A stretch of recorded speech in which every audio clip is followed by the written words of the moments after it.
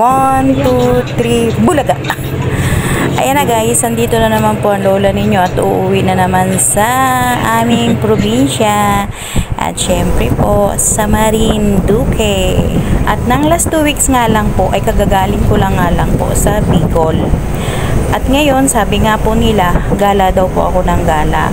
Hindi naman po sa ganon. Kaya lang po talaga, nung umuwi po kami ng Bicol, ay may trinabaho po kami. Ayan. At ngayon naman po ay ang lola ninyo ay a-attend ng 27th Grand Reunion sa Marinduque National High School. Eh syempre po tuwan-tuwa na naman po yung lola ninyo dahil magkikita-kita na naman po ang aming Batch 85. At ang lagi ko pong kasama ay aking pinsan na si Celine o si Rosalinda. Ayan. Masayang-masaya po yung lola ninyo kasi syempre a-attend na naman ang reunion at nandun na naman po magbabanding na naman po kami. Kaya naman po ako napaagang umuwi kasi nga po may gagawin po doon sa bahay, doon sa beach na pinagawa ni sir. Dahil naka-slab po yun, so semento, anong nangyari po? Tumutulo. Malayo ang tingin, wala namang tinatanaw at kapansin-pansin. Yan guys, ganyan kalayo ang tingin niya guys. So, ganyan kalayo ang tingin niya.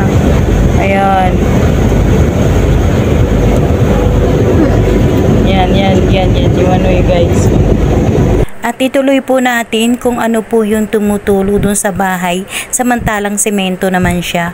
Ayan na nga po guys, yun po yung mahirap. Kung alam ko lang po na gano'n ang mangyayari dun sa slab na yun, ay sana po talaga ay ang ibinubong ko na lang po ay pawid. At yan na guys, tingnan nyo naman po, napakaganda ng dagat.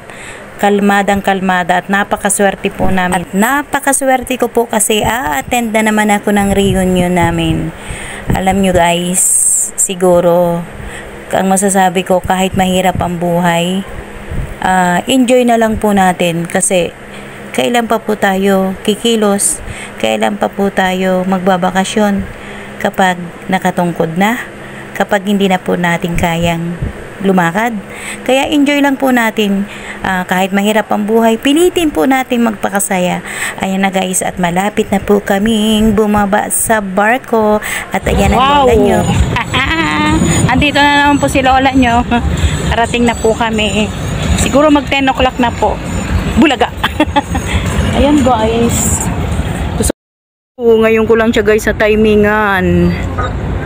Ayan, tagal-tagal na ngayon ko lang siya na timing.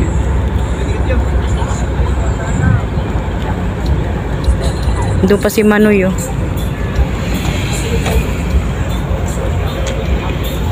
Yan guys. Wala pa si Manoy, hindi pa lumabas. Yan.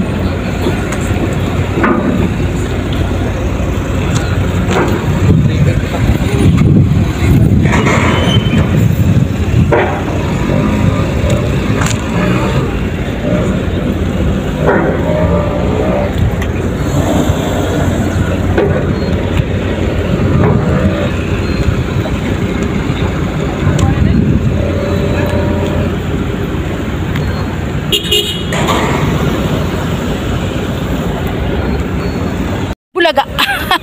Andito na po guys yung lola nyo. At doon kami. Ay, diyan ba? Diyan dadaan? Eh, bakit dati dito? Dito na. Okay. Dito na raw po guys ang daan. Oh, ayan. Dati kasi doon. Ayan.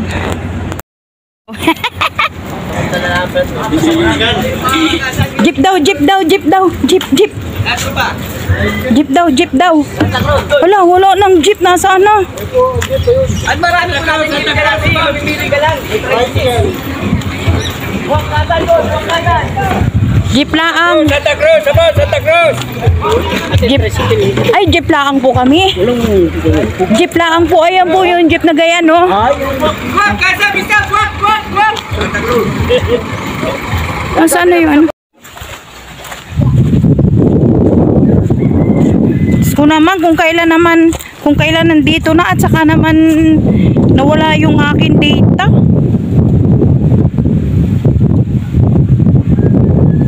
Nandito na kami. Ano ba ngayon? May 21. May 21 ba? Kasi umalis kami May 20. O ayan na guys, nandito na kami oh. Oh. Ilalive ko sana.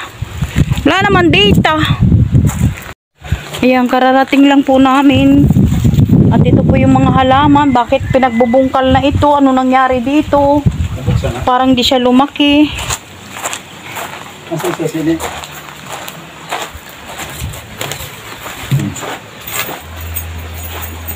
Ayan.